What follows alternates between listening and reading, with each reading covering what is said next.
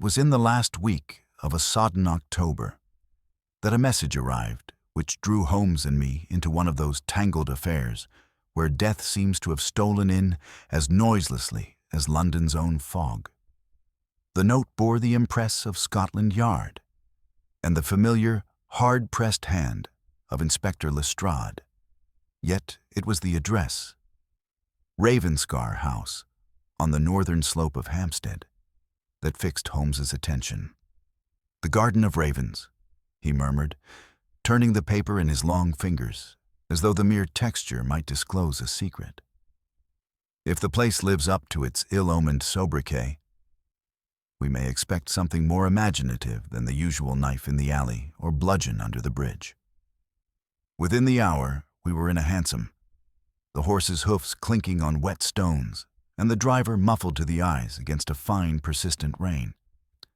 London, under such a fall, withdraws into itself. The shop fronts were dimmed, the crossings treacherous with filth, and the gas lamps burned in small, sallow halos that swam and broke upon the least breath.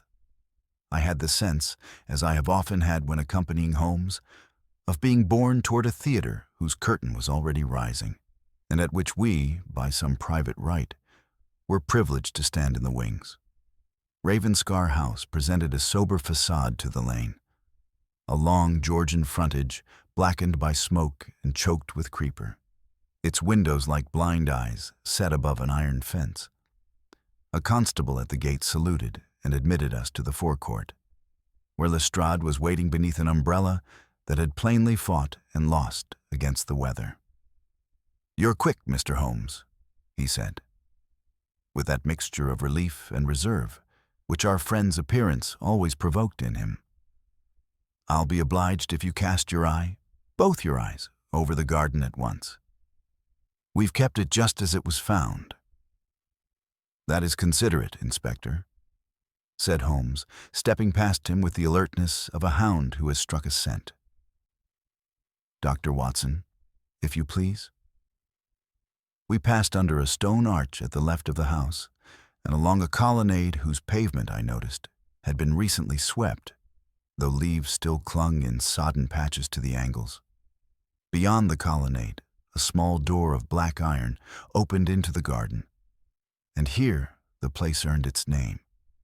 In the open square of lawn beyond, upon plinths of granite, were mounted 4 great carved birds, ravens by their hooked beaks and flaring tails, each facing a cardinal point, and each so cunningly done in some dark stone that the rain, slicking their backs, gave them an uncanny semblance of life. The garden was ringed with hedges of yew and a latticework of trellised rose, stripped now and dripping, and on the far side, where a bank fell away, there was a copse of beeches in whose bare branches actual ravens sat and shifted, emitting from time to time a hoarse, disgruntled croak. The body lay on the gravel path between the northern bird and a low ornamental, or sundial. He was a gentleman of perhaps 50, dressed for the house in a velvet smoking jacket of a plum tone, and with the pale, fine hands of one who has done little manual labor. His face, which must in life have been regular and pleasing, was fixed now in that peculiar expression which can suggest either surprise or sudden pain. I have seen it on the features of men who have succumbed to certain poisons, and on those who have been seized by the heart. The rain had spattered his hair and darkened his collar, but the umbrella which lay a little distance from his outstretched hand was dry beneath, as if he had fallen before he could raise it to the sky. "Mr. Septimus Blake," said Lestrade, consulting his notebook. "A collector. Lived here alone with a staff of 4. The housekeeper found him at 7 this morning when she came to draw the blinds in the breakfast room and saw the body through the glass. The garden door there," he indicated the black iron through which we had come, "was locked on the inside, with the key in the lock. So was the conservatory door on the other side. All the staff accounted for, no signs of forcing, no marks on the fences or hedges, and the gate at the lane is under a constable at nights. If there's any intruder, Mr. Holmes, he's flown." "Ravens do set a fashion," Holmes observed, stooping to the ground. He drew from his pocket the lens he so constantly carried, and with it examined the gravel, which, being of that coarse yellow sort common to suburban villas, preserves impressions only when dry or very soft. It was neither, and the footmarks there were few and indistinct. He did not seem disappointed. He moved next to the sundial, where a thin scum of green showed the neglect of autumn. He measured with his hand the distance from the dial's pedestal to the nearest granite bird, and then to the corpse. He paused at the umbrella, lifting it delicately and sniffing its handle. He took from the pocket of the dead man a handkerchief and a pair of kid gloves, and with the same care replaced them.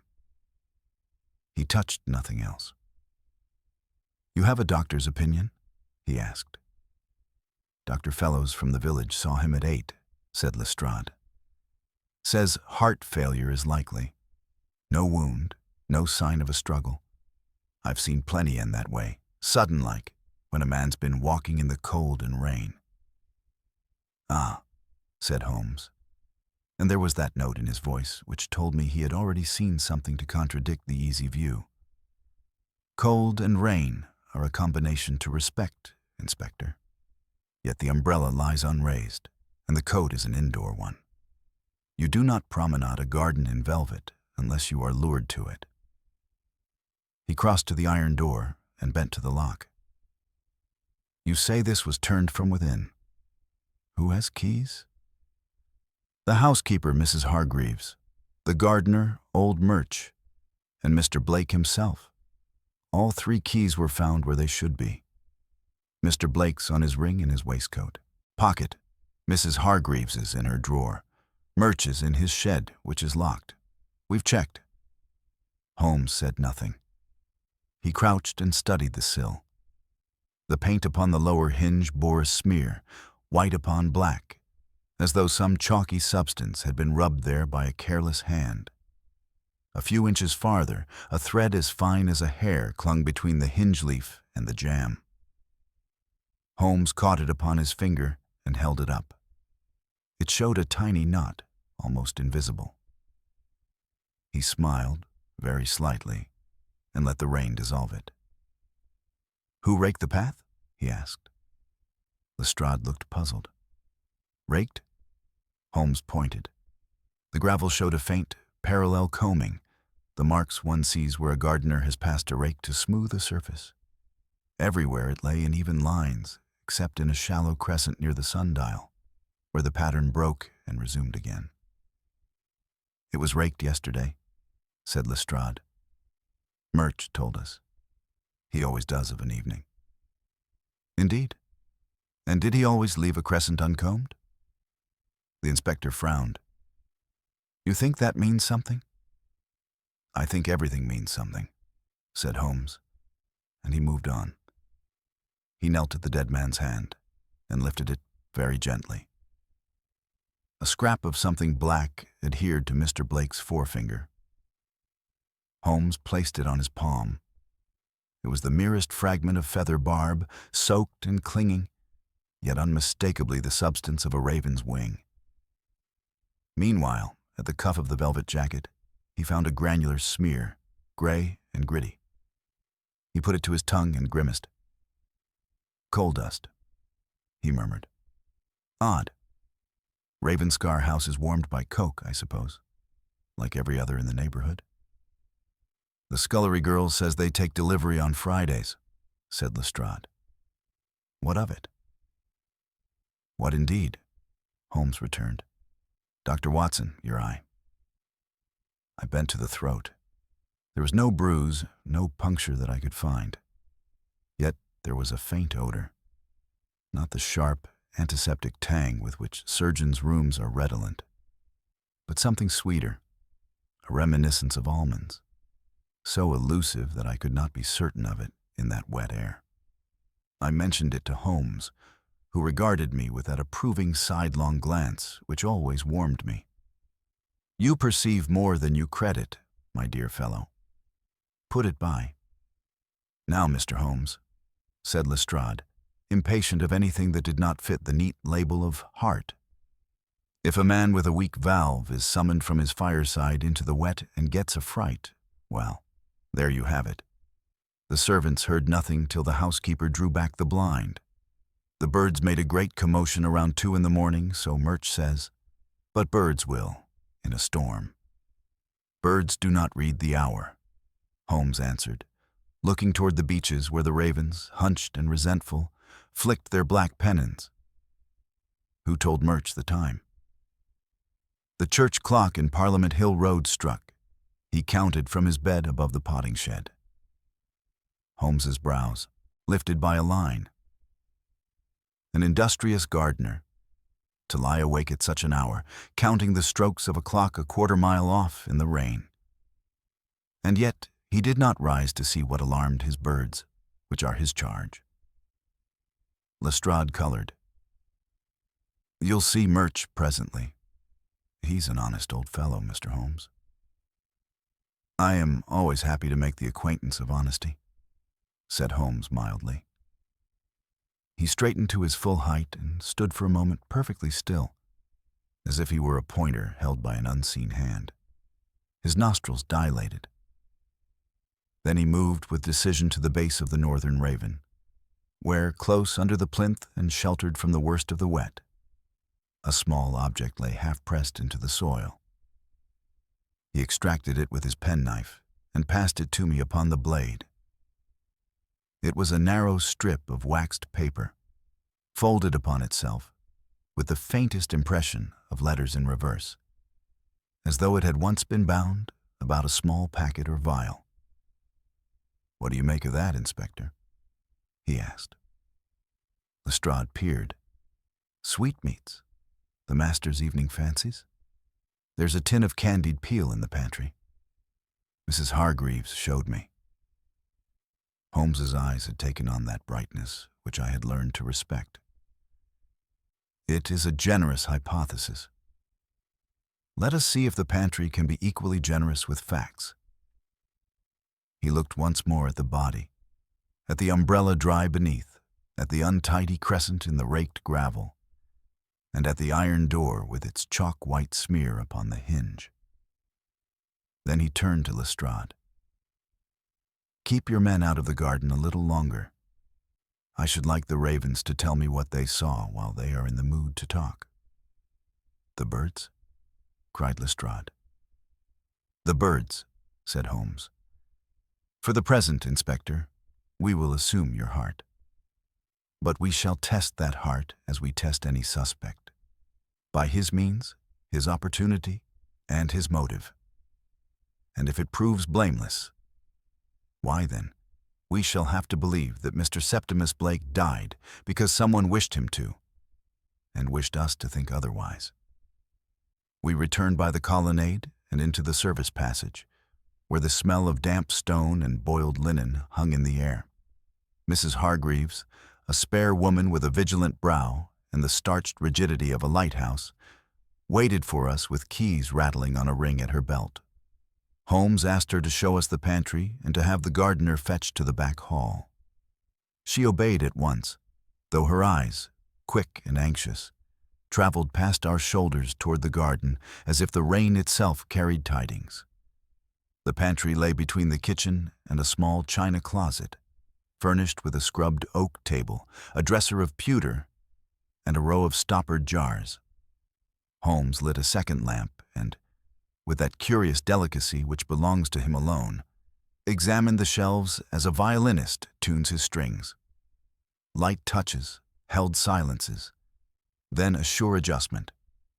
He paused at a tin of candied peel. The tin held nothing amiss, yet beside it, in the dust of the shelf, a neat square showed where some article had lately stood. He measured it with his fingers and looked at the waxed paper we had found beneath the northern raven's plinth. It matched. "You are a precise housekeeper," said he. "What has been removed?" "Nothing, sir," she answered, coloring. unless Mr. Blake took it himself. He was a great one for sweets at odd hours. There was a box of lozenges with a foreign-looking label. The chemist sent them a fortnight ago for his cough. Holmes smoothed the waxed paper upon the table. Turning the lamp so the light raked across, he coaxed the faint, impressed letters to stand out, and taking a small mirror from the dresser, read the reverse. Not foreign at all. Hodgkin and Cray, chemists, Pond Street, Hampstead. And below, pastilles of bitter almond. Mrs. Hargreaves made an involuntary sign. I told Mr. Blake a gentleman should not send the maid out after 10 o'clock. Twice this week he rang for Ada to run to the chemist. He said his throat troubled him when he read. And did she go? She did, sir. Once on Tuesday, again last night. She was back near 10:30. I told her I would have no gallivanting. Holmes inclined his head. Has any glass been broken of late? Not by my girls, said the housekeeper stoutly. If anything is broke in this house, it is by Mr. Murch, who can knock over a jug with the mere shadow of his elbow. At the name, a slow tread, and the smell of wet earth announced the gardener. He was an elderly man, with a face as furrowed as his bed's, cap in hands, boots whitening as they dried.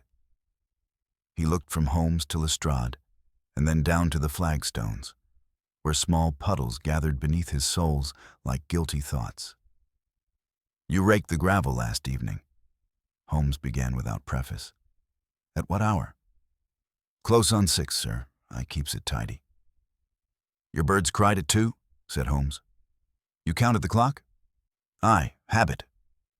Murch's eyes moved to the scullery door. There were gusts, beaches talk in a wet wind. Yet you did not rise. No, sir. My hip bites in rain. Holmes regarded him as a man might regard a hedge for the gate it conceals. Suppose a person desired to cross the garden at night without leaving the plain footprints which wet gravel affords. He might first rake the path. Later, walking on the margin of the grass, he could lay down a board to bridge the soft and lift it again as he went. Would that be feasible? Murch's mouth hardened. A clever one might contrive it. And a crescent of unraked gravel. Could it mark where such a board was set down? The old man's eyes flickered. Maybe. I don't hold with trespassers. Holmes passed into the scullery, where a coal scuttle stood against the wall, its lip marked by recent use. He tapped the edge with a knuckle. Coal dust upon the cuff of a velvet coat is an unnatural alliance, he murmured. Tell me, Mrs. Hargreaves, did Mr. Blake visit the cellars last night? Not that I know, sir. He kept to his library. Which opens on the conservatory? It does. We proceeded thither by a short corridor. The library was a long room of books rising to a gallery, with a fire sunk low and the odor of stale pipe smoke. Rain ticked the conservatory panes like the feet of small animals. Holmes crossed to the writing table. Upon the blotter lay a note begun and abandoned. And you must understand that the matter of the Barberini intaglio. Here the pen had trailed into a wavering line. Near the hearth, a dusting of white showed where a marble paperweight had been moved. He touched it and smiled without mirth.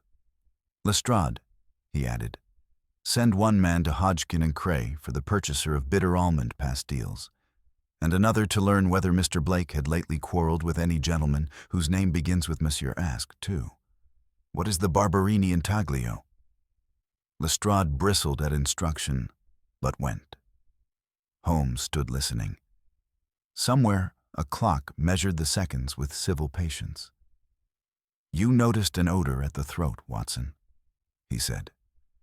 Bitter almond is the perfume of innocence in a confectioner's tin. In a chemist's, it wears a darker alias. Now mark the company it keeps. A locked garden, a lurid man, an umbrella unused, a chemist's wrapper beneath a raven, coal dust on a cuff, Birds disturbed it too, a mold maker's dust, and a broken sentence to M. Each is a timid player until given its cue. And Murch? I ventured. Murch knows the garden silences, Holmes replied. Knowledge is not guilt. Let us see who profits by a collector's sudden heart. He went to the conservatory door and studied the lock. The key was inside. On the sill, a smear of the same chalky white we had seen upon the garden hinge marked a finger's careless passage. Holmes moistened it and tasted with the tip of his tongue. The same plaster, he said. Mr. Blake's cabinets hold medals and gems. A mold would copy either. Someone has been taking impressions. Ada, the maid, hovered then at the threshold, bonnet askew, hands twisting her apron. Beg pardon, ma'am, she whispered to the housekeeper, but the gentleman at the gate has come again. He says Mr. Blake expects him. He says his name is Mr. Markham. Holmes's eyes brightened as a flint will when struck. Just so, said he. Show Mr. Markham to the morning room. We will not keep him waiting long. Lestrade, he said. Make inquiries at Hodgkin and Cray about the buyer of those pastilles, and discover whether Blake had quarreled with any gentleman whose name begins with M. Ask about the intaglio. Mr. Markham was shown into the morning room, where the fire burned with less conviction than courtesy, and the rain struck a sullen tattoo upon the panes.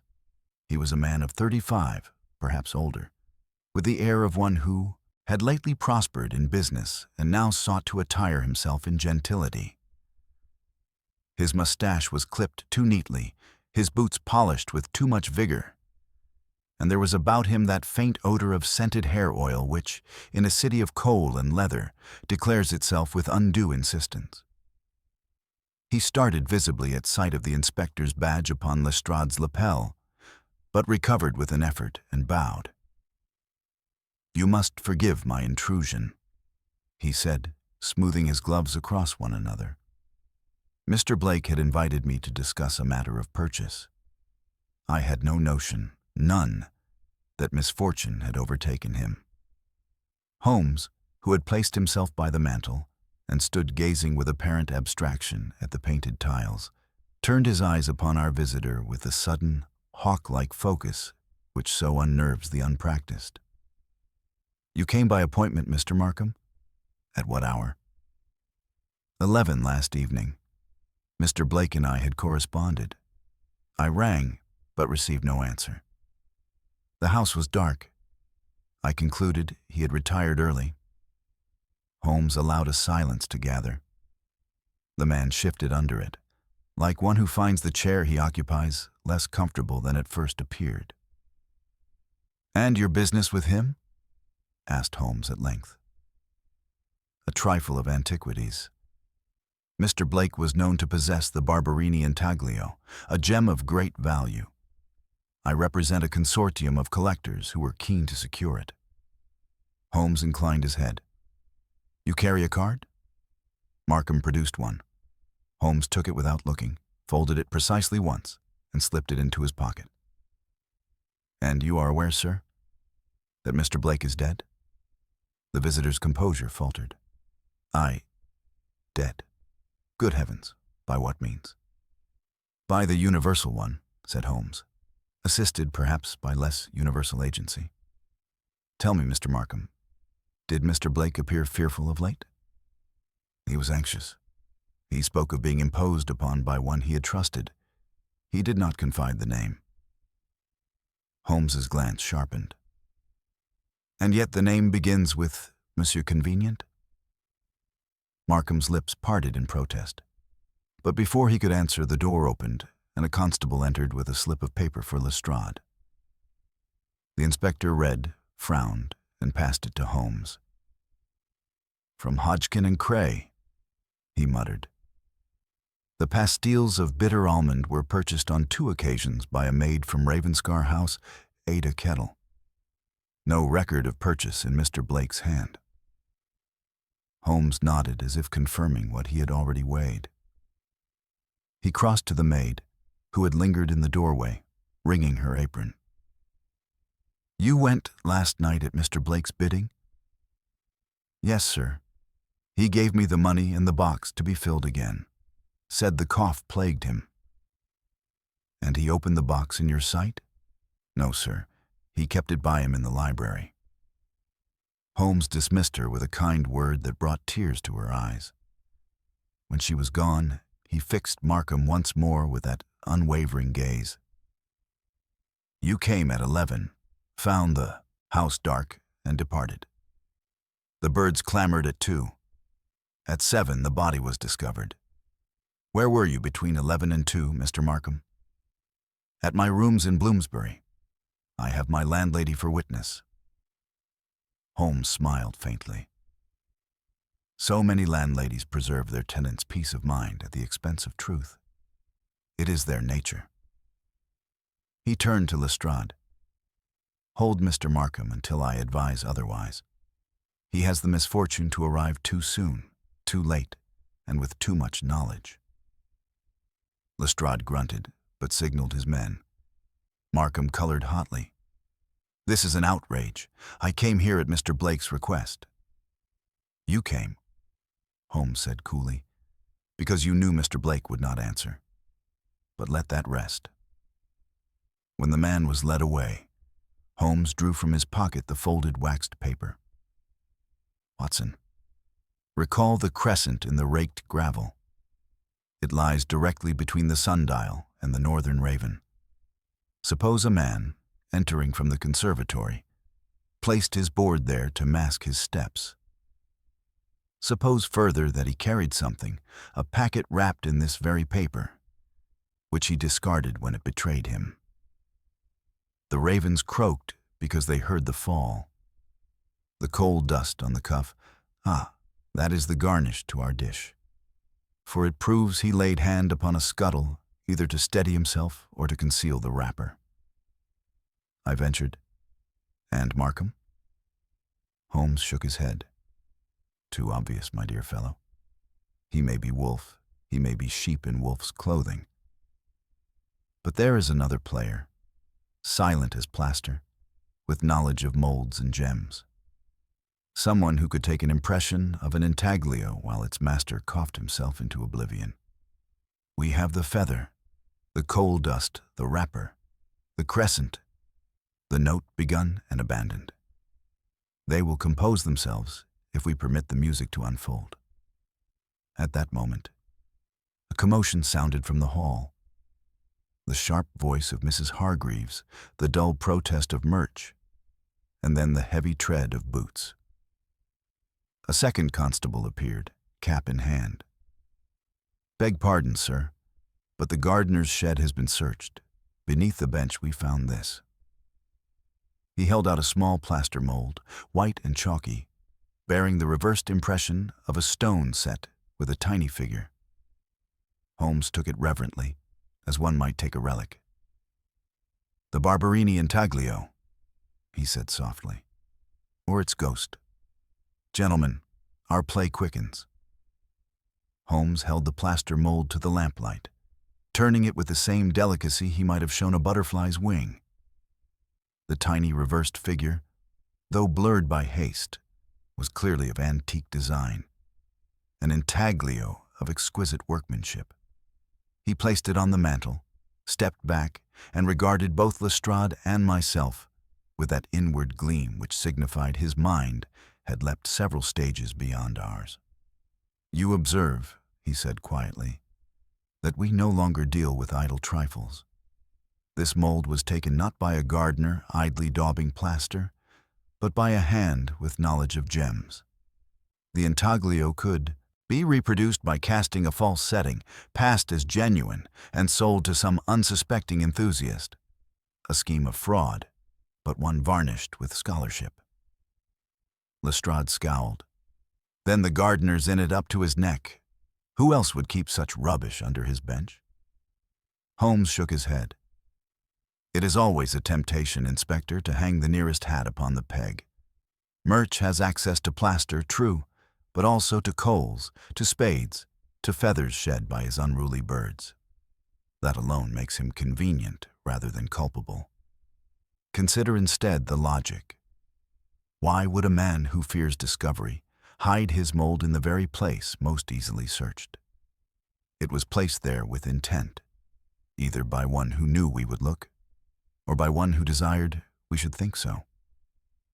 Murch, who stood bewildered at the doorway, lifted his cap with trembling fingers. "Sir, I never saw that thing before God's Son." Holmes regarded him steadily. "I am inclined to believe you. But belief, alas, is no proof." He turned to Lestrade. "Keep the mold safe. It is a pawn. The true king remains elsewhere." We left the morning room and returned once more to the library, where the dying fire had fallen to a crimson eye among the ash. Holmes stirred it with the poker, sending a small rush of sparks up the chimney. Then, kneeling, he examined the grate with his lens. "Ah, yes. Observe, Watson. A residue of powder in the corner. Almond again. The ashes have been disturbed with care, not by chance. Someone sought to burn fragments of a wrapper, perhaps, or conceal the dust of pastilles. Yet the attempt is clumsy. See, here a curl of charred paper, ink still visible." He lifted it with his forceps. Upon the fragment, barely legible, were the letters Geo. Nothing more. He placed it tenderly in an envelope. Part of the word intaglio, I suspect. The letter was interrupted, the evidence destroyed, but imperfectly. Lestrade rubbed his chin. So Blake wrote to someone, meaning to complain or warn. Was it Markham? Holmes folded his arms. If it were Markham, why burn it here? Blake might have done so in life. But if another sought to erase his words after death, then we are dealing with murder, Inspector, not malady. The poison, the almond pastilles, the umbrella unused, all are consonant with a carefully laid design. I ventured that Blake's expression at death might support such a theory, for he had seemed taken unawares. Holmes acknowledged this with a half-smile. Indeed, Watson, the human countenance at such moments is often the most eloquent of documents. Now, consider the chronology. At 11, Markham calls. No answer. At 2, the birds raise a tumult. At 7, the body is found. Between 11 and 2, the fatal act occurs. Yet Markham, though suspect, may still be innocent of the deed itself. The mold suggests a second figure, one with access both to plaster and to Blake's cabinets. Who in this house is accustomed to cleaning? The treasures? Mrs. Hargreaves, summoned again, informed us that none but Mr. Blake himself handled the cabinets. The housemaids were forbidden even to dust them. Only she possessed keys to the glass cases, and even she was permitted entry but rarely. Holmes considered this gravely. Then our culprit either had Mr. Blake's confidence or found means to obtain his keys. In either case, he must be a man who understood the value of what lay within. At that instant the door creaked, and Ada the maid appeared once more, pale and wide-eyed. She held out a small envelope. Please, sir, I found this slipped under the scullery door just now. No name, only the address of the house. Holmes took it, slid it open, and spread the single sheet. Upon it, in hurried script, were the words, "The intaglio is gone. Trust no one. Midnight was the hour." There was no signature. Holmes studied the hand with intent. This, Watson, was written by Blake himself. The hand trembles, yet it is unmistakable. He wrote it not in the library, but elsewhere, perhaps after suspecting betrayal. Midnight. So between 11 and 2 lies the appointed hour. Lestrade breathed hard through his teeth. Then Markham lied. He was here at midnight. Holmes's eyes gleamed. Perhaps, or perhaps Blake arranged to meet another under the cover of night. The note warns, but too late. Observe that he says, "The intaglio is gone." Then the mold we have found is not of a future theft, but of one already consummated. Our enemy had achieved his purpose before Blake's death. The murder was not to gain the gem, but to silence the voice that could denounce him. He replaced the sheet in its envelope, and his manner grew brisk. "Watson, the weather is clearing. I would have a look at the garden again by lantern light. Lestrade, detain Markham, but do not assume his guilt. There is a subtler hand at play. Murch, see that the ravens are left undisturbed. They have already told us more than you imagine." We passed once more into the damp garden. The ravens shifted uneasily upon their granite perches, their feathers glistening under the lantern's glow. Holmes moved to the crescent of unraked gravel, set the lantern down, and produced from his pocket a thin cord. Measuring with meticulous care, he traced the arc from sundial to raven plinth. Then, crouching, he pressed the earth at the edge of the crescent. A faint indentation rewarded him, the mark of a board, just as he had surmised. He rose with quiet satisfaction. There is geometry in crime, as in music, Watson. The curve is no accident. Someone stood here, measured his steps, and crossed unseen. He held the lantern higher, and the light fell upon a tuft of black feathers caught in the trellis. He plucked them free and examined the quills. Not from the carved birds, but from living ones. Our murderer brushed against them. The ravens saw him, though they cannot speak. Yet in their cries lies our clock. We must ask, who could traverse this garden by board and crescent, poison in hand, and leave only silence behind? We are close, Watson, very close indeed. Holmes held the black feathers in his hand, as though weighing them against the silence of the garden. The lantern's glow trembled on the wet gravel, and the ravens croaked faintly from their perches as if uneasy witnesses. He tucked the feathers into his pocket and turned sharply toward the conservatory. Back inside, Watson. The air grows heavy with too many hints. Let us seek the room where the pastilles were opened. We re-entered the library, the floorboards sighing beneath our tread. Holmes directed Lestrade to have the servants gathered, while he himself examined the writing table once more. He opened a drawer, finding only quills, a blotter, and some slips of correspondence. Then, with a sudden motion, he bent and slid his hand beneath the drawer's underside. He withdrew a small key tied with string. Holding it to the lamplight, he said, "The case of the intaglio, no doubt. A collector hides his treasures from his household, but not from his betrayer. Let us see." The glass-fronted cabinet stood against the far wall. Holmes fitted the key, opened the pane, and with tender precision drew forth a velvet tray of gems. Each rested in its own recess. Several were classical intaglios, cameos, and seals.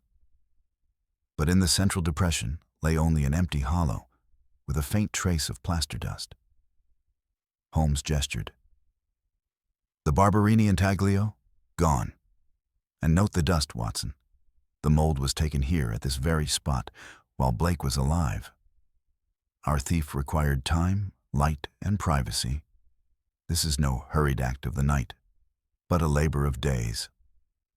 Lestrade, standing behind, exclaimed, "Then one of the staff, after all. Who else had liberty to linger?" Holmes closed the cabinet gently. "Patience, Inspector. To steal requires not merely access, but knowledge of value. Do you think Ada or Mrs. Hargreaves could name a Barberini intaglio from a brass button? No. We seek a hand versed in antiquities. That is why Markham pressed his suit so urgently. But whether he is thief or dupe remains to be seen." The servants were brought in, one by one. Mrs. Hargreaves, stiff with resentment, Ada trembling, and Murch weary-eyed. Holmes questioned each with quiet exactitude. To the housekeeper he asked of the chemist's parcels. She could add nothing more. Ada swore she never tampered with the box, and her frightened sincerity moved even Lestrade. Murch declared again his innocence and insisted he had raked as always. Holmes listened, nodding occasionally, but pressed no accusation. At last, he dismissed them. When the door had closed, he turned to me. "You perceive the shape, Watson? The theft preceded the murder. Blake discovered the loss, wrote his warning, and prepared to denounce the guilty. The guilty, in turn, employed poison in a sweet disguise. That wrapper beneath the raven betrays his passage. Yet there remains one gap. How the poison reached Blake's lips. Did he swallow unsuspectingly, or was he persuaded?" Holmes paced, then halted abruptly. "Watson, you remarked a faint odor at the throat. Cyanide, I have little doubt. Now reflect. Such poison would not be purchased lightly at a local chemist.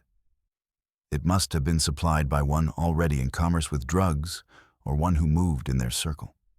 That narrows our suspects." Lestrade, impatient, said, "Then Markham again, a city man with resources." Holmes tapped the envelope containing Blake's final note. If Markham were guilty, would Blake write, "Trust no one"? He would have written the name. No, Inspector. The truth is subtler. We must ask who profits if the intaglio is gone. Markham sought to buy it. Another sought to forge it. Between them lies the true murderer. At that instant, a constable entered with news. The search of Markham's rooms had uncovered ledgers filled with transactions in art and antiquities. In one margin was noted, "Barberini intaglio, delivery promised, copy sufficient." Lestrade exulted. "There, what more proof do we need?" Holmes examined the ledger calmly. Proof of conspiracy, perhaps, but not of the hand that killed. This only shows Markham's expectation of a forgery. He may have commissioned it, but did he administer poison? That remains uncertain. He returned the book. "Keep him under guard, but do not yet close the net." We sat in the library until the hour was late, the rain easing into a sullen drizzle. Holmes smoked in silence, the blue coils rising like ghosts above his lean face. At last he spoke. "The ravens gave the hour, 2:00. The board left its crescent. The wrapper lay beneath the northern bird. This tells me the murderer departed not by the conservatory, but by the garden door, locking it behind him with Blake's own key. And the chalky smear, yes, plaster again. That door, Watson, was the stage wing through which our actor vanished." A sudden knock interrupted us. Mrs. Hargreaves entered with evident agitation. "Beg pardon, gentlemen, but a letter has come by hand addressed to Mr. Blake.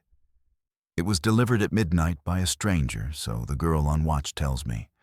I found it just now in the basket." Holmes took the sealed envelope. Breaking it open, he revealed a single page, scrawled with haste. "Midnight. Bring the gem or all is lost." There was no signature, only a blot in one corner. Holmes studied it, then lifted the page to the light. "Watson, see here. The ink is fresh, not more than a few hours old." The writer was desperate. This is no invention after the fact, but part of the very net that drew Blake to his death. He folded the letter carefully. "We stand upon the threshold, gentlemen. The next move will belong to our adversary. And when he plays it, we must be ready." Holmes placed the midnight letter beside Blake's final warning, his long fingers drumming lightly on the desk as though measuring a rhythm only he could hear. 2 notes, Watson. One penned by the victim, one delivered to him. Together, they form the outline of the trap. The writer of this letter pressed Blake to bring the intaglio at midnight, threatening ruin. Blake discovered the gem already gone and prepared to confront his betrayer. He was lured to the garden, where poison awaited. He leaned back, his eyes narrowing. Now the question: who had both the wit to orchestrate such a scheme and the opportunity to execute it unseen? Lestrade shifted impatiently. Markham, as plain as a pikestaff. He deals in antiquities, he expected a forgery, and he comes prowling at the very hour. I say, we've the man. Holmes smiled faintly, the smoke of his cigarette curling upward. You leap too soon, Inspector. Markham is a spider, certainly, but perhaps one caught in another's web. Consider, the note demands Blake bring the gem, not a copy. That implies the writer believed it still in his possession. Yet the mold proves it had already been stolen. Someone played both sides, deceiving Blake into thinking he still had it, deceiving Markham into thinking he would receive it, and ensuring silence thereafter. Such duplicity requires subtle fingers.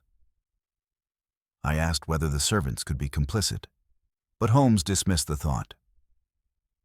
Murch knows plaster, but not gems. Ada can fetch pastilles, but cannot fashion poison. Mrs. Hargreaves is vigilant, yet ignorant of antiquities. No, Watson, the hand we seek lies outside the common circle of this household. At that moment, the constable who had searched the gardener's shed reappeared, saluting stiffly. Beg pardon, sir. We've just searched the loft above the potting shed and found this. He produced a small wooden case. Holmes took it eagerly and opened the lid. Inside lay several lumps of plaster, some broken, others intact, and one in particular, a half-finished mold showing the impression of a gem's reverse. Alongside it was a small vial, its cork discolored. Holmes sniffed cautiously and held it away. Cyanide. The scent of almonds again. Well, Inspector, what say you now? Lestrade flushed with triumph. Proof positive. The gardener hid it after all. Poison and plaster in one box, that settles it. Holmes shook his head slowly. On the contrary, Inspector, it unsettles everything. Why conceal in the loft what you could discard in the fire? Why leave the mold unfinished? It is too clumsy, too easily found. It smacks of arrangement. Someone planted these things to divert suspicion. He held up the vial, the lamplight glinting on the glass. Note that the cork is unstained by touch. It has not been opened in weeks. A decoy, nothing more. Murch, brought trembling into the room, swore that he had never seen the box before. Holmes dismissed him gently and returned to the fire. Our adversary grows bold. He places evidence where it will be found, counting on haste to condemn the innocent. But haste is not a habit of mine. The night advanced, yet Holmes refused rest. He paced the length of the library, pausing often at the cabinet, the desk, or the window. At last he halted. Watson, you recall the coal dust on Blake's cuff? It was no accident. He handled the scuttle not to warm himself, but to seize something hidden there. Let us see if his hand has left us a legacy. We followed him to the scullery, where the coal bins stood. With his lens, he examined the rim of the scuttle. Then, thrusting his hand deep among the lumps, he withdrew a small folded scrap of paper. Unfolded, it revealed a hurried scrawl in Blake's hand.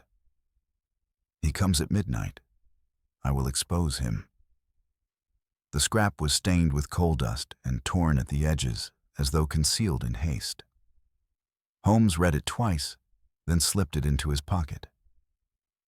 This, Watson, is decisive. Blake recognized his enemy and prepared to unmask him. The note was hidden, perhaps intended for discovery if he fell.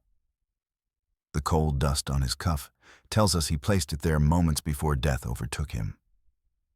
It is the man Blake meant to expose who is our true quarry. Lestrade rubbed his brow. But the name is absent again. Curse the fellow for his caution. Holmes smiled thinly. Not caution, interruption. He was seized before he could write further. Observe the line's abrupt end. Now, who had cause to fear exposure? Who, knowing Blake intended to reveal him, would hasten to silence him with poison pastilles? Markham, perhaps. But I suspect another, more deeply shadowed. As we returned to the library, the clock struck 3.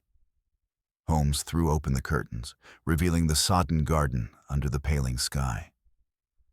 Dawn, Watson, will bring clarity. By then, I shall have our culprit in hand. The pieces arranged themselves, the mold planted, the wrapper discarded, the note interrupted, the ravens alarmed. Each is a step in the dance. What remains is to force our partner to stumble. He turned sharply to Lestrade. Have Markham brought here at once, and summon the chemist Hodgkin. Tell him to come without delay. I have a question regarding his pastilles. As the messages were dispatched, Holmes resumed his pacing, his face illuminated by the first weak streaks of morning light. The air was taut with expectation. He paused at last by the window, his silhouette stark against the dim garden. The play is nearly at its climax, Watson. Before this day is spent, the ravens will croak once more. But this time in triumph, for truth shall be their echo. The pale light of dawn seeped through the rain-streaked panes as Markham was ushered back into the library, his expression betraying both indignation and fatigue. He protested loudly against his confinement, declaring that his reputation would be ruined by such proceedings. Holmes raised a languid hand, silencing him with the ease of a schoolmaster, stilling an unruly pupil. Compose yourself, Mr. Markham. Your honor will suffer no more than it deserves. We shall know the truth shortly, and truth is either a shield or a noose. Markham flushed, glancing from Holmes to Lestrade, then back again, and seemed to weigh his words carefully. I had business with Blake, nothing more. If he is dead, it is not by my hand. Before Holmes could reply, a servant announced that Mr. Hodgkin, the chemist, had arrived. He was a respectable man of middle years, with the neat attire and deliberate manner of his profession. Holmes greeted him courteously and placed the waxed wrapper upon the table. You supplied these pastilles? Yes, sir, Hodgkin replied, examining the paper. Mr. Blake was a regular customer. He ordered them for his cough, harmless lozenges, composed chiefly of sugar and a trace of bitter almond oil for flavor, entirely innocuous. Holmes's eyes gleamed. So you say. And yet one batch proved fatal. Hodgkin started. Impossible, unless the oil were adulterated. But I myself compounded the mixture. I can answer for its purity. Holmes's voice hardened. Did you supply the last box to the maid? I did last evening. She brought the empty tin, and I refilled it. Was there anything unusual in her manner? The chemist shook his head. Nothing at all. Holmes turned suddenly upon Markham. You hear, sir? The poison was not introduced to the chemists. Therefore, it must have entered the tin afterwards. Who, besides Blake himself, had access? Markham spread his hands helplessly. How should I know? I was not in the house. Holmes's eyes did not leave him, yet his next words were directed to Lestrade. Inspector, the tin must be found. Search Blake's desk, his cabinets, his pockets, if necessary. The vessel of death lies close by. The constable soon returned with a small metal box, discovered in the library's wastebasket beneath torn papers. Holmes prized it open. Inside were a few lozenges, their surface dusted with a faint crystalline sheen. He selected one with tweezers, sniffed it, and handed it to Hodgkin. The chemist recoiled. That is not my handiwork, That is cyanide, most assuredly. Someone tampered with them after they left my shop. Holmes replaced the lozenge and shut the tin with a click. So, the murderer needed both access to the tin and knowledge of its lethal contents. Who in this company fits such a description? A chemist might, but Hodgkin has no motive. A dealer in antiquities might, if he feared exposure. But could Markham handle cyanide with confidence? More likely a man accustomed to working with plaster, with chemicals, with the substances that reproduce gems. Yes, the plasterer of molds is our poisoner. Lestrade frowned. Then the gardener, after all? Holmes's gaze grew cold. Not the gardener, Inspector. Someone who would use his shed to plant false evidence. Murch could not write threatening notes or lure Blake to midnight meetings. No, the hand is more educated, more deliberate. We must look for the unseen guest, one who visited often enough to move about the house, who dealt in forgery, and who vanished before dawn. Markham's ledger names him indirectly. Copy sufficient. The copyist himself is missing. I ventured. But Holmes, we have seen no such person. He smiled grimly. On the contrary, Watson, we have seen his shadow in every clue. The chalk upon the door hinge, the unfinished mold, the planted box, the poisoned lozenge. He is the craftsman behind Markham's schemes. Markham arranged the sale, but another forged the gem. When Blake discovered the plot, the forger silenced him. The question is, where is he now? Holmes strode suddenly to the cabinet once more, examining its empty recess. A forger cannot resist his handiwork. He must have visited often under guise of business, perhaps as an appraiser or fellow collector. Did Blake entertain such a man? Mrs. Hargreaves, summoned again, recalled a certain Mr. Collier, a gentleman who had visited frequently in recent weeks, always in the evening, sometimes staying late to examine the collection. Holmes's face lit with fierce satisfaction. Collier, the missing piece.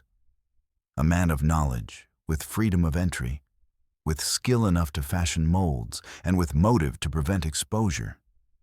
He is the true murderer. Markham sprang up. Collier, he was to supply me with the forgery. I swear it. I pressed Blake for the original, but Collier promised me a copy. I suspected nothing of murder. Holmes's voice cut like a blade. Then you are guilty of conspiracy, but not of blood. Collier's hands are redder than yours. He has poisoned, planted, and vanished. But vanish where? He cannot be far. Such men linger near the scene, watching. As if on cue, a constable burst in, breathless. Mr. Holmes, there's a man detained at the gate. He tried to leave at dawn with a satchel, saying he was a visitor. The ravens made a terrible din as he passed. Holmes's eyes flashed. Our birds cry the hour again. Bring him here. Moments later, a tall, sallow-faced man was dragged into the room. His coat was spattered with plaster dust, and his satchel clinked with the sound of glass. Holmes stepped forward, his voice low but terrible. Mr. Collier, the Garden of Ravens has betrayed you.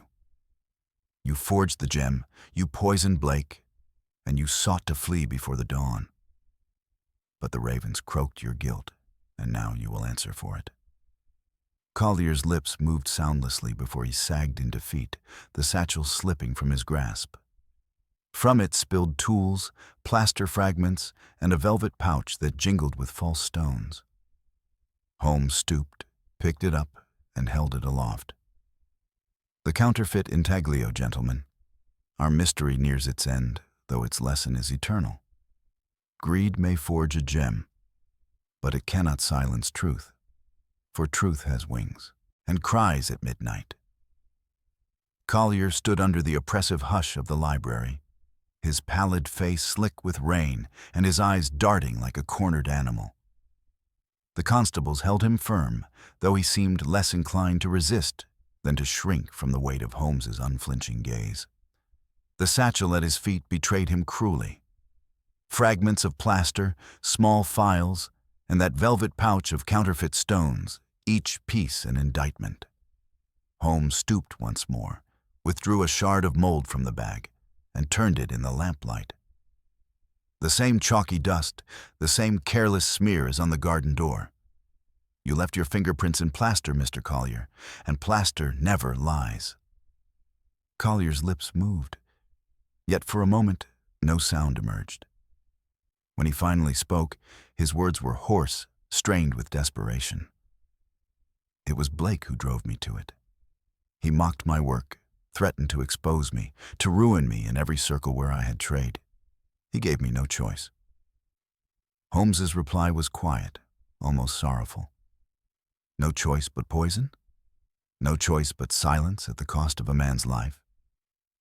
You had a choice, sir. You might have endured disgrace, but instead you chose murder. And you compounded your crime with folly, thinking the ravens would not bear witness. Lestrade snapped his fingers at the constables. Take him. We've enough here to hang him twice. But Holmes raised his hand. Not yet, Inspector. We must hear the full symphony before the final chord. Let us have his confession complete. He turned his gaze upon Collier once more. At what hour did you administer the poison? Collier's shoulders sagged.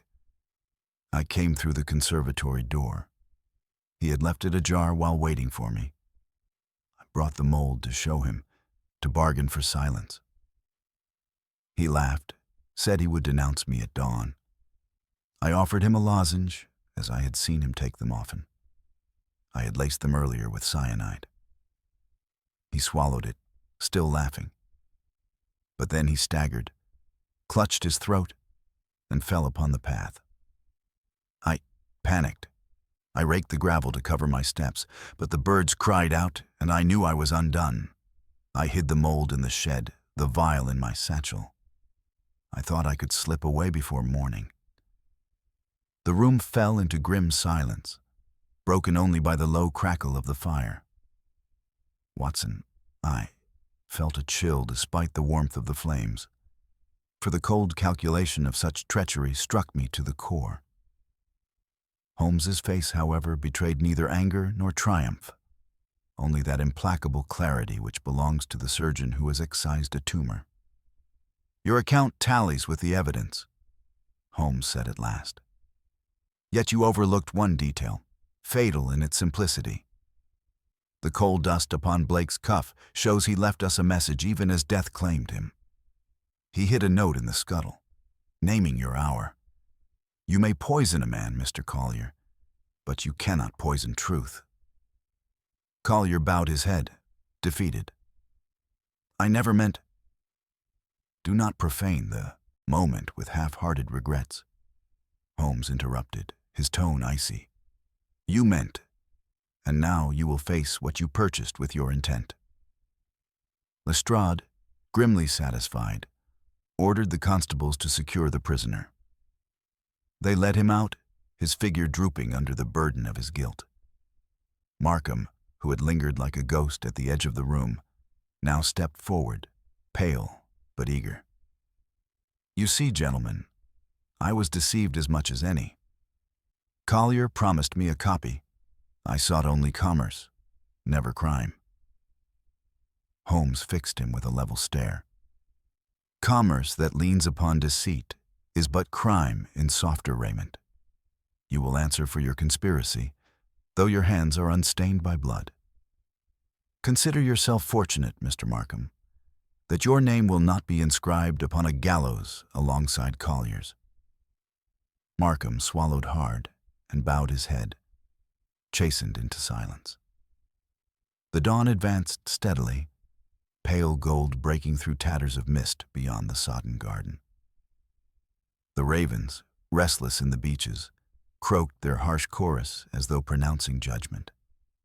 Holmes, drawing the curtains wider, stood gazing at them with arms folded.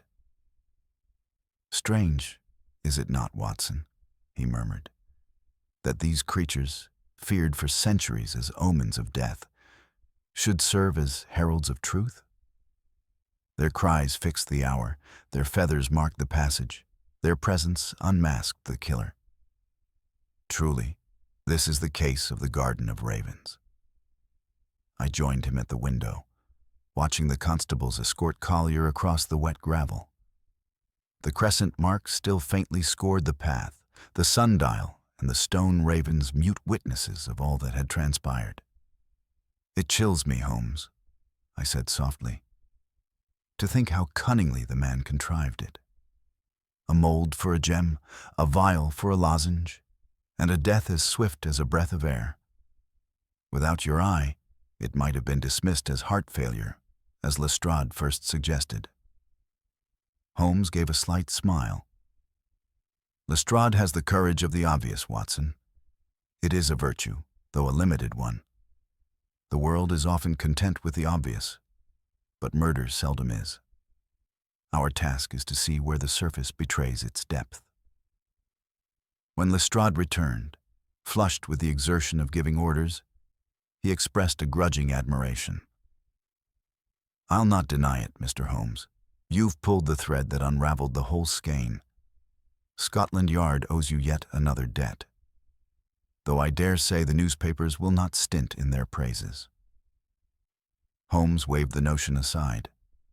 "The newspapers will declare it a simple matter, as they always do. Yet the true measure of the case lies not in headlines, but in its lessons. Greed seeks gain by mimicry, by counterfeit, but it is ever betrayed by a single detail overlooked.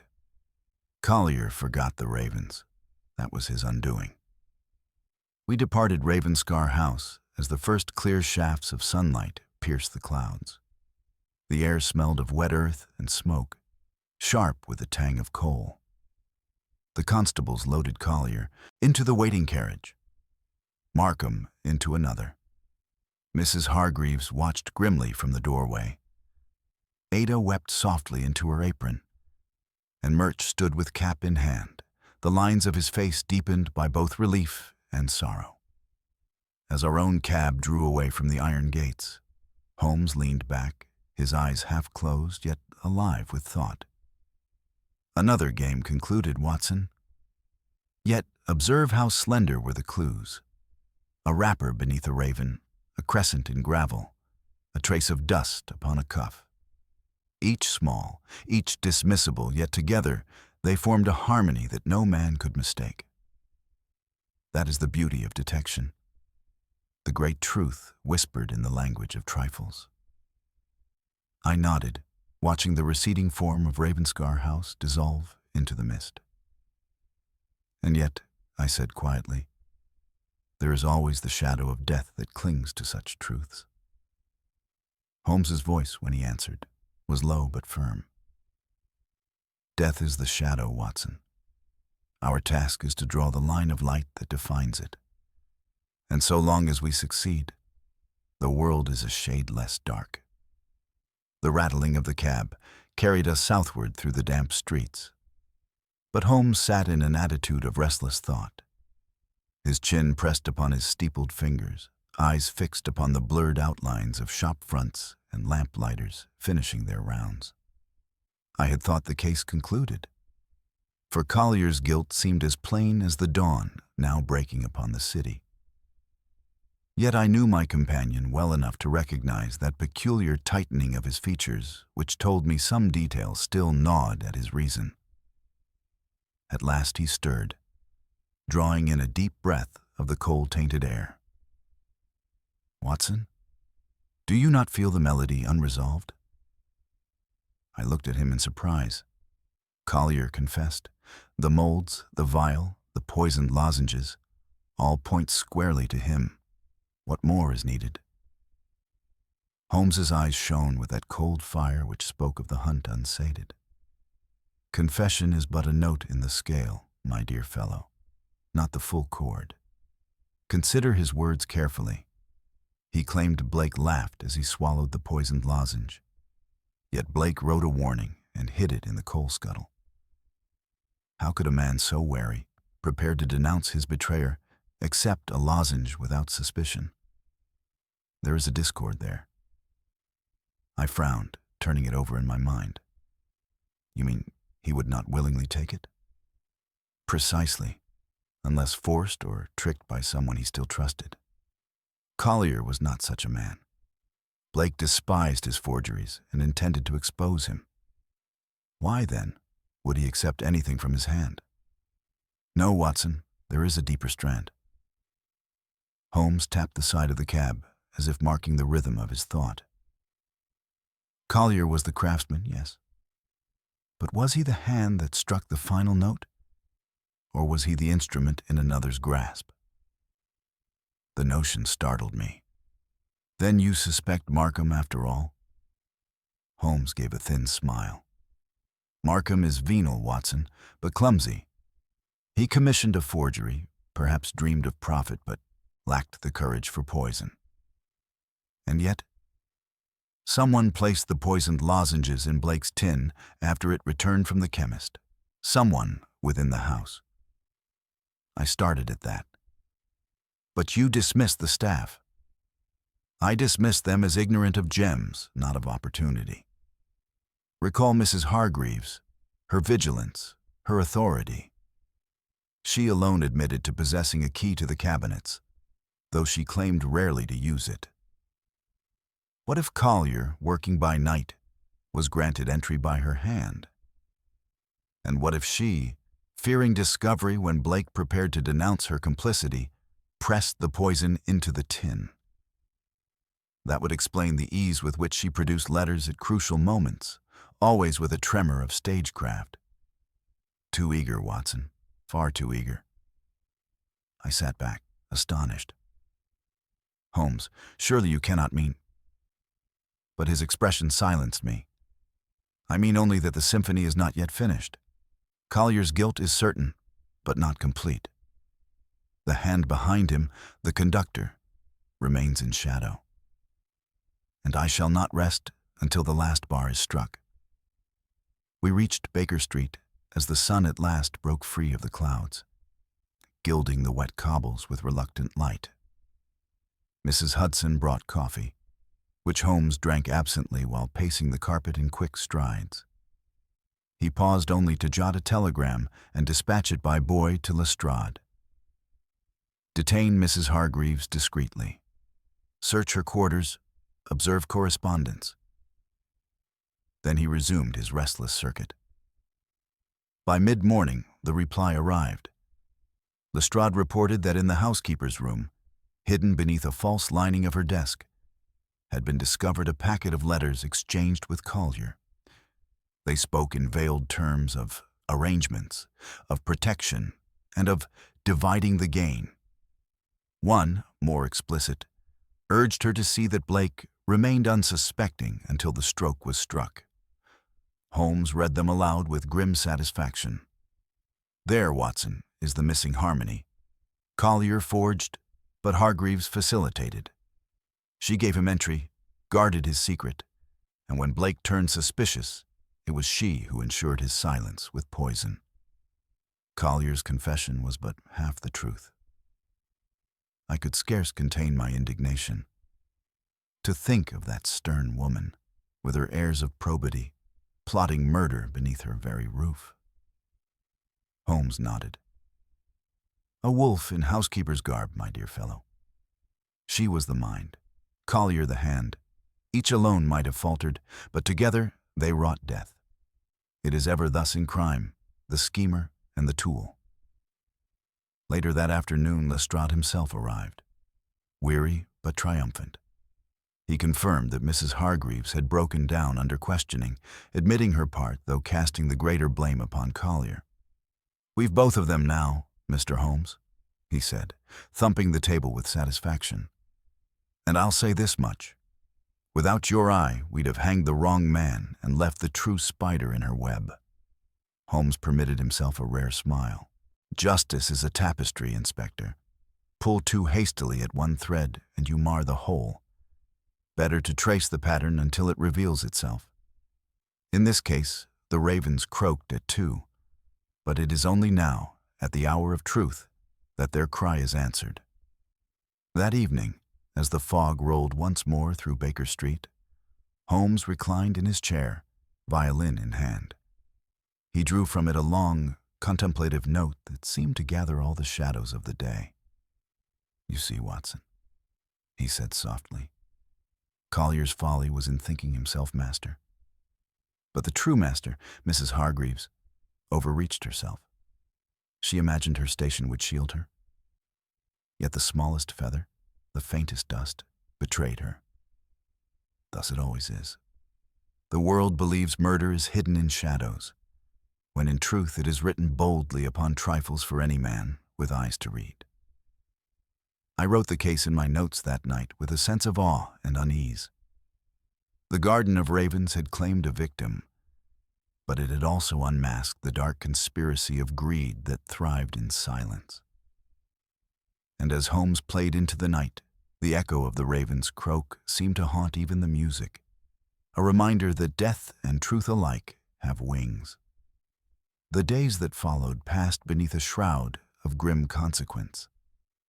London's papers carried the tale with their usual mixture of sensation and inaccuracy. Some hailing Lestrade as the architect of the solution, others dwelling luridly upon the Garden of Ravens, as though the birds themselves had conspired in the crime.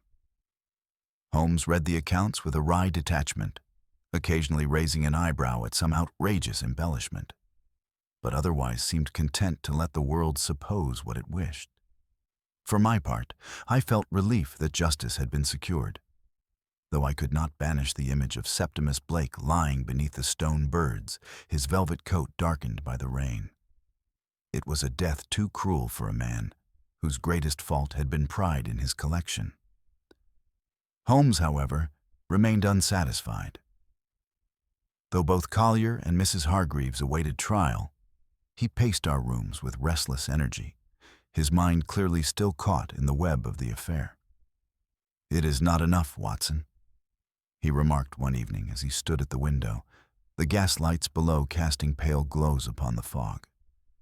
"The courts will hang Collier and condemn Hargreaves, and yet the true lesson may slip away. Detection is not merely to catch, but to understand." I closed my notebook, in which I had been drafting the case. "But surely we have understood. Greed for gain, resentment of exposure, and the readiness to sacrifice a life. These are the motives laid bare." Holmes shook his head. "Surface motives, yes. But consider this. Collier was a forger of skill, yet for years he escaped discovery. Why risk all now with so brazen a theft? Because someone emboldened him. Mrs. Hargreaves played her part, but she too had little to gain, save a share of profit. No, Watson, I suspect that Markham's reach extended deeper than he dared admit. He may not have administered poison, but it was his demand for the intaglio, his promise of payment, that set the wheel in motion. Collier and Hargreaves would not have moved without that lure. The idea struck me forcibly. Then you believe Markham, though spared the rope, remains guilty in essence? Precisely. But the law cannot always compass the whole truth. It concerns itself with acts more than with impulses. Markham shall be punished for conspiracy, but his conscience, if he possesses one, will gnaw far more cruelly than any cell. Our conversation was interrupted by the arrival of Lestrade himself, looking more fatigued than I had ever seen him. He carried under his arm a small box, which he placed upon our table with unusual ceremony. "This was sent over from Ravenscar House this afternoon. The executor thought you might wish to see it, Mr. Holmes. It is Blake's own catalogue, with notes in his hand." Holmes opened the box and withdrew a thick ledger bound in worn calfskin. Each page bore meticulous descriptions of gems and antiquities, annotated with dates of purchase, provenance, and Blake's own sharp remarks. Holmes turned page after page until he paused at one entry. "Barberini intaglio." Genuine beyond dispute. Must guard carefully. Note: Markham pressed for sale, Collier for access. Neither to be trusted. Holmes closed the book softly. There, Watson. Even in life, Blake saw through them. His tragedy was that he trusted too late. Lestrade, weary though he was, managed a thin smile. Well, at least the Yard can boast this one was settled quick. Between you and me, Mr. Holmes, I've no wish for more ravens in my cases. They croak in my dreams. Holmes inclined his head. Perhaps, Inspector. But they croak to good purpose. Without them, we might never have fixed the hour, never seen the pattern. Think of them less as omens of doom and more as heralds of truth. After Lestrade departed, Holmes placed the ledger back into the box and pushed it across to me. Keep it, Watson. You will make better use of it than the newspapers, whose ink is more sensational than sincere. Record the facts faithfully, for one day posterity may wish to know how a handful of trifles, the cry of birds, a smear of plaster, the dust of coal, brought murder to light. I promised him I would. Indeed, as I set pen to paper in the following days, the case took shape with an inevitability I had seldom felt before. The story demanded to be told not merely as a triumph of deduction, but as a caution of how avarice can corrupt both high and low. From the craftsman Collier to the housekeeper Hargreaves and the calculating dealer Markham. Each had played a part, each had believed himself cunning, yet all were ensnared by details too small for ordinary eyes, but plain as daylight to Holmes. On the final evening, as we sat once more in our familiar chairs, the fire glowing cheerfully and Mrs. Hudson's tea upon the tray, I ventured to ask Holmes what most impressed him about the affair. He drew upon his pipe, exhaled thoughtfully, and answered with that dry humor which often cloaked his deeper insights. That mankind will forever strive to counterfeit what it cannot create, Watson. Collier forged gems, Hargreaves forged loyalty, Markham forged honor, yet each forgery crumbled at the touch of truth. There is a justice in that, is there not? I could not help but agree. And as the fog pressed its soft hand against the window panes and the city beyond sank into shadows, I reflected that the Garden of Ravens, though haunted by treachery and death, had yielded also a lesson of clarity. The truth, however hidden, will always find its voice, whether in the cry of birds, the scratch of a pen, or the quiet brilliance of Sherlock Holmes. The trial of Collier and Mrs. Hargreaves came swiftly, for the evidence, once Holmes had laid it bare, admitted no serious dispute. Collier, with his plaster-stained fingers and satchel of false stones, was condemned as the immediate agent of the crime, and the housekeeper, once the very emblem of discipline within Ravenscar House, was unmasked as his accomplice and sentenced accordingly. Markham, though spared the gravest penalty, did not escape the net entirely.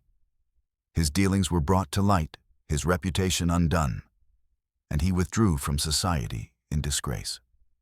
Thus the threads, which at first had seemed tangled beyond recovery, were drawn together with a precision that astonished even Lestrade, though he was careful to attribute more credit to himself when reporters came calling. I recall clearly the day, some weeks after the affair, when Holmes and I walked once more along Baker Street in the sharp chill of November.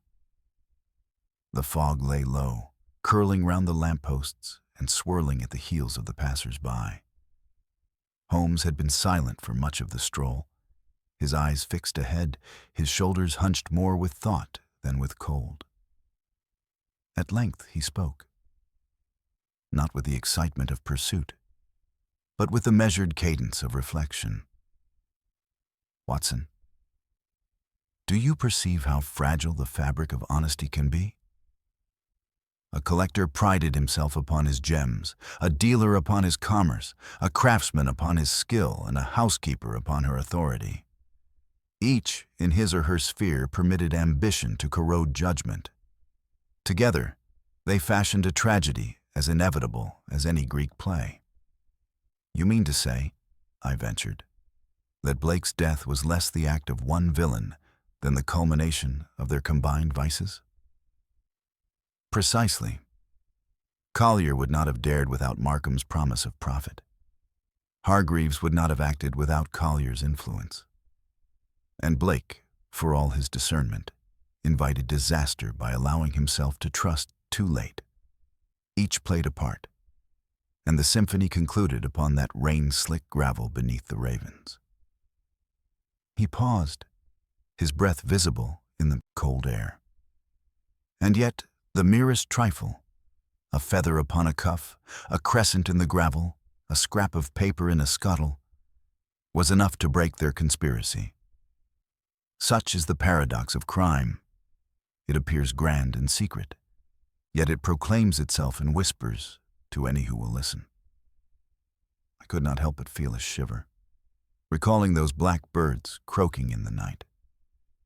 And the ravens, Holmes. They were as much witnesses as we. Do you truly think them so significant? Holmes gave one of his rare smiles. "They were the orchestra, my dear fellow. Their cries fixed the hour, their feathers marked the passage, their restlessness betrayed the intruder. Nature herself lent us her testimony. Without them, Lestrade might still be declaring it a case of heart failure. Remember that, in detection, as in life, even the voice of a bird may be decisive." Back at our rooms, we found the fire blazing and Mrs. Hudson bustling about with her usual good cheer.